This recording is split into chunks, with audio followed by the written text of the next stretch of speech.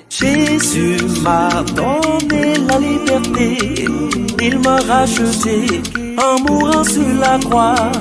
Jésus m'a La donné... Bible, le quotidien, le verset du jour. Psaume chapitre 34, verset 8, dans d'autres versions de la Bible, verset 9, je cite. Sentez et voyez combien l'Éternel est bon. Heureux l'homme qui cherche en lui son refuge. Fin de citation, glorifiez le Seigneur. Le verset du jour nous enseigne à ne pas nous contenter d'une connaissance théorique et superficielle de l'Éternel, mais plutôt à rechercher une relation vivante, profonde et personnelle avec Dieu. Bien-aimés, le psaume, le chapitre 34, est un psaume de David écrit après qu'il se soit échappé de la cour du roi Abimelech en feignant la folie. Nous pouvons le lire dans 1 Samuel, le chapitre 21, les versets 10 à 15. David, fuyant Saül, se trouve dans une situation périlleuse et désespérée. Il commence le chapitre par proclamer sa louange constante à Dieu, le verset 1 du chapitre. Ceux qui regardent vers Dieu sont rayonnants et non confus, nous dit le verset 5. Un pauvre homme a crié et l'Éternel l'a entendu et sauvé de toute cette détresse, le verset 6. L'ange de l'Éternel campe autour de ceux qui le craignent et les délivre, nous dit le verset 7. Nous venons donc à notre verset du jour, le verset 8, qui dit « Sentez et voyez combien l'Éternel est bon.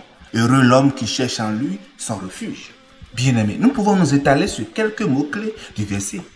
D'abord, nous voyons « Sentez et voyez » qui appelle à une expérience personnelle et directe de la bonté de Dieu. Sentir implique de goûter, d'expérimenter quelque chose de manière intime. Voir invite à la contemplation et à la reconnaissance de la bonté divine manifestée dans notre vie. L'autre expression dans le verset est « Combien l'Éternel est bon ». La bonté de Dieu est une vérité essentielle et qui a été réaffirmée tout au long de la Bible. Et David, à travers ses expériences, a témoigné de cette bonté divine. Et nous aussi, vous et moi aujourd'hui, nous pouvons aussi en témoigner. Le verset finit en disant « Heureux l'homme qui cherche en lui son refuge ». Ce verset souligne la bénédiction de la confiance en Dieu. Trouver refuge en Dieu apporte bonheur et sécurité. En clair, cher ami, la bonté de Dieu n'est pas seulement un concept abstrait, mais c'est plutôt une réalité que nous devons tous expérimenter.